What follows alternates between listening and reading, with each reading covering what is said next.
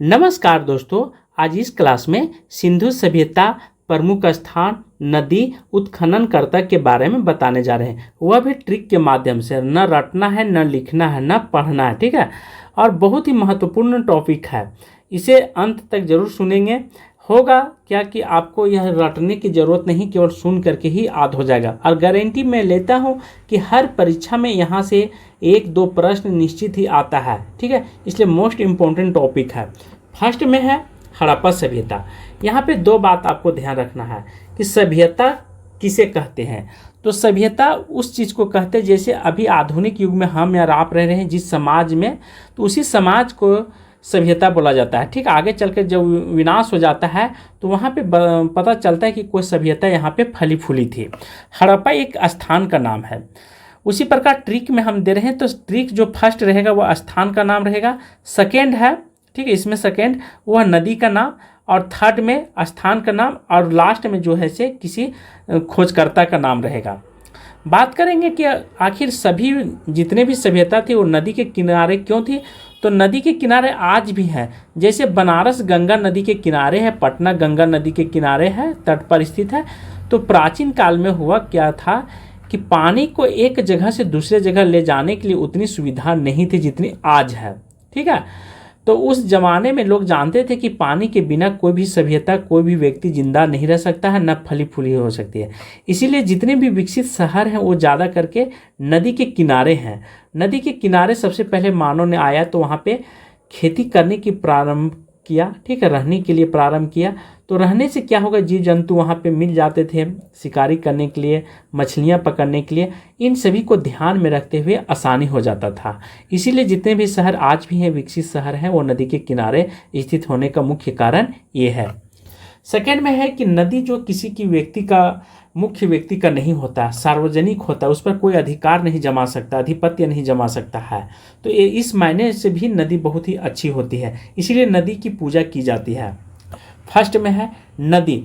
यह जो है से हड़प्पा सभ्यता किस नदी के किनारे है? रावी नदी के किनारे। स्थान पाकिस्तान के पंजाब प्रांत में साहिवाल जिले में, ठीक है। खोजकर्ता 1921 में दयाराम साहनी है, और मधो स्वरूप वत्स्य, और 1926 में व्हीलर जी थे, 1946 में खोज किए थे। तीनों चीज़ हैं। तो मोस्ट इम्पोर्टेंट है दयाराम साहनी, बहुत बार ये पूछा है। तो हड़प्पा सभ्यता जब भी लगाएंगे वो रावी नदी के, इसे ट्रिक के माध्यम से आपको समझा रहे हैं। तो ट्रिक क्या है वो भी देखेंगे, रटना नहीं है। हरा पाकिस्तान दया से, ठीक है, हरा पाकिस्तान दया से 1921, अर्थात ह से हड़प्पा, र से रावी नदी, ठीक, प से पाकिस्तान, ठीक है, पाकिस्तान के लड़काना साहिवाल जिला में है, यह ध्यान रखेंगे। द से दयाराम साहनी जी हैं, इस खोज करता है हड़प्पा सभ्यता के। तो मोस्ट इंपॉर्टेंट है, इसी चीज़ को आपको ध्यान रखना है। हरा, ह से हड़प्पा, और र से रावी नदी। यहीं पे लोग बहुत सारे कंफ्यूज कर जाते हैं, भूल जाते हैं। बहुत अच्छे अच्छे एग्जाम जो होते हैं उनमें निश्चित है, छोटे एग्जाम में भी आएंगे। सेकेंड है मोहनजोदाड़ो। मोहनजोदाड़ो सिंधु नदी के तट पर स्थित थी। स्थान पाकिस्तान के सिंध प्रांत लड़काना जिले में। कहाँ पे? लड़काना जिले में। खोजकर्ता कौन है? राखालाल बनर्जी थे। ध्यान रखेंगे यहाँ पे ट्रिक पर। मोहन सीधे पाकिस्तान राखा, अर्थात मो से मोहनजोदाड़ो, सी से सिंधु नदी, प से पाकिस्तान प्रांत लड़काना जिला, राखालाल दास बनर्जी, ये थे खोजकर्ता लास्ट में, ठीक है। तो राखालाल दास बनर्जी जो थे ये 1922 ईस्वी में इस सभ्यता की खोज करते हैं, और मैके भी इनकी खोज में सहायता करते हैं। और व्हीलर, उस समय हमारे देश में अंग्रेजों का शासन हुआ करता था, इसीलिए इस सभ्यता के बारे में हमारे देश के लोगों को नहीं बताया गया, क्योंकि हो सकता था उन लोग का डर था अंग्रेजों का कि इस सभ्यता का यदि बता देंगे तो यहाँ के लोगों को दिमाग खुल जाएगी और उग्र आंदोलन करेंगे। थर्ड है चहुनदड़ो। चहुनदड़ो जो सिंधु नदी के तट पर स्थित था। स्थान कहाँ थे? सिंध प्रांत के नवाबशाह जिला में। खोजकर्ता मैके 1925 में, ANG मुजमदार जो थे 1931 में खोज किए थे चहुनदड़ो को, ठीक है। अब इसको रटेंगे नहीं बल्कि ट्रिक के माध्यम से ध्यान रखेंगे। चूहा सीधे सिंध प्रांत में, अर्थात चू से चौहनदड़ो, ठीक है, सी से सिंधु नदी, और सी से सिंध प्रांत शाह जिला में, और मैं से मैके, ठीक है। खोजकर्ता कौन थे? मैके 1925 में। इसी ट्रिक के माध्यम से आपको हर चीज़ को ध्यान रखना है। कालीबंगन, कालीबंगन के बारे में फिर विस्तार से बताएंगे कि यहाँ पे क्या क्या चीज़ मिली थी अवशेष के रूप में। 4 है घाघर नदी, ठीक है, कालीबंगन घाघर नदी। स्थान राजस्थान के हनुमानगढ़ जिला में, यह भारत में। खोजकर्ता आलमनंद घोष 1951 में, वीबी लाल एवं बीके थापर 1961 ईस्वी में। इसे रटना नहीं है, बार बार मैं बता रहा हूँ, रटना नहीं, ट्रिक से ध्यान रखना है। काली घाघर राज अमला, अर्थात क से काली, ठीक है, घ से घाघर नदी, राज से मतलब राजस्थान, हनुमानगढ़ जिला, अमला मतलब अमला नंद घोष खोज करते थे, वीबी लाल एवं बीके थापा। तो ये ज़्यादा करके पूछ देता है, अमलानाथ घोष के बारे में पूछेगा और ज़्यादा नदी के बारे में निश्चित है कि आता है एग्जाम में। 5 है कोट दीजी, कोट दीजी यह भी एक सभ्यता था जो कि सिंधु नदी के तट पर स्थित था। स्थान सिंध प्रांत खैरपुर स्थान में, ठीक है, यह पाकिस्तान में पड़ता है। खोजकर्ता फजल अहमद 1953 में।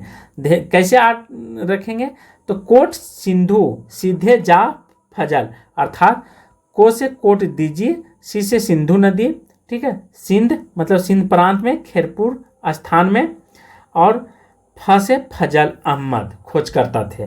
तो तीनों चीज़ आपको ध्यान रखना है। रंगपुर मादर नदी के तट पर, ठीक, स्थान कहाँ है, गुजरात का कठियावाड़ा जिला, ये भारत में पड़ता है। खोजकर्ता रंगनाथ राव 1954 में, बहुत इंपॉर्टेंट है, ठीक है, रंगपुर। अब इसे ट्रिक तो मैंने दिया नहीं है, तो खुद से ट्रिक बना लेंगे, क्योंकि हर चीज़ का ट्रिक नहीं बन पाता है। 7 है रोपड़, यह सतलज नदी के किनारे, बहुत इंपॉर्टेंट है। स्थान पंजाब का रोपड़ जिला, ठीक है। खोजकर्ता अज्ञदत्त शर्मा। इसे ध्यान कैसे रखेंगे, रोज 5 अज्ञ कर, मतलब रो से रोपड़, स से सतलज नदी, प से पंजाब का रोपड़ जिला, ठीक है। अज्ञ मतलब अज्ञदत्त शर्मा जी हैं, इनका खोजकर्ता रोपड़ का। लोथल बहुत महत्वपूर्ण है, लोथल के बारे में बहुत बार आता है। यह गुजरात के अहमदाबाद जिला भारत में पड़ता है। इसके मुख्य क्या है, क्वेश्चन से समझिएगा, अर्थात भगवा नदी के किनारे स्थित है लोथल, ठीक है, भगवा नदी, यही चीज़ पूछता है, नदी के बारे में अक्सर पूछता है। स्थान गुजरात के अहमदाबाद जिला। खोजकर्ता रंगनाथ राव। इसे आद कैसे रहेंगे, तो लोथल को हम रखेंगे लोभ, ठीक है, लो से लोथल, भ से भगवा नदी, यह से अहमदाबाद और र से रंगनाथ राव, ये है खोजकर्ता। 9 है आलमगीरपुर, हिंडन नदी के तट पर स्थित था यह सभ्यता। स्थान उत्तर प्रदेश का मेरठ जिला, जो भारत में है। खोजकर्ता अज्ञदत्त शर्मा 1958 में। रटेंगे नहीं, ट्रिक से समझेंगे। आलम हिंडन उत्तर अज्ञ दे, अर्थात आलम से क्या हो जाएगा, आलमगीर हो जाएगा, नहीं बल्कि यहाँ से आलमगीरपुर होगा, ठीक है। ही से हिंडन नदी तट पर, उसे उत्तर मतलब उत्तर प्रदेश, अज्ञ मतलब अज्ञदत्त शर्मा 1958 में। तो ये ट्रिक ज़्यादा करके आपको नदी के बारे में ही ध्यान रखना है, नदी में ही लोग भूल जाते हैं कि कौन सा नदी के तट पर था। तो इस ट्रिक के माध्यम से फिर लास्ट में हम रिवीजन करवा देंगे। 10 है सुत कागोडोर, यह दासक नदी के तट पर। स्थान पाकिस्तान के मरकाना में, समुद्र तट के किनारे। खोजकर्ता ऑरेल स्टाइल 1927 में यह विकसित हुआ था, मतलब खोज निकाले थे। यहाँ पे रटना नहीं है, पाकिस्तान या मतलब सु से सुत कागोडोर, ठीक है। द से दासक नदी, प से पाकिस्तान के मरकाना में, समुद्र तट के किनारे है, वहाँ भी पानी की सुविधा थी इसीलिए। और यहाँ से ऑरेल स्टाइल, समुद्र के किनारे यातायात के साधन अच्छी थी, एक जगह से दूसरे जगह से माल लाना ले जाना आसानी होता था। ऐसा नहीं कि उस समय की उस सभ्यता मतलब उतना विकसित नहीं थी, आधुनिक युग से भी उस समय की सभ्यता ज़्यादा विकसित थी।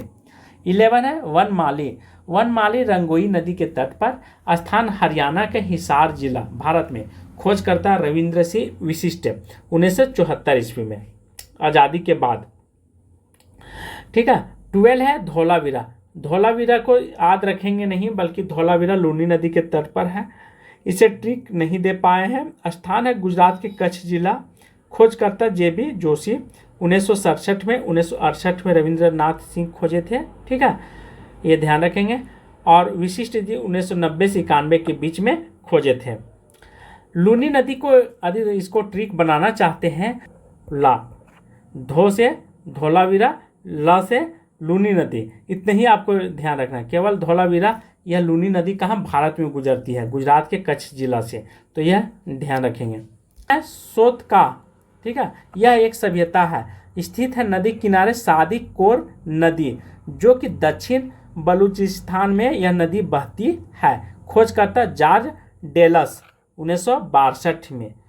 तो इस तरह से हमने जो ट्रिक दिया हूँ, यदि अच्छा लगेगा तो लाइक कीजिएगा, शेयर कीजिएगा और कमेंट बॉक्स में जरूर लिख करके हमें सेंड कीजिएगा, ठीक है। तो जितने भी ट्रिक दिया हूँ, तो यदि आपको इससे और अच्छा ट्रिक मिलेगा तो आप हमें कमेंट बॉक्स में ज़रूर सेंड कीजिएगा। आज की क्लास में यहीं पे समाप्त करता हूँ। थैंक यू, धन्यवाद।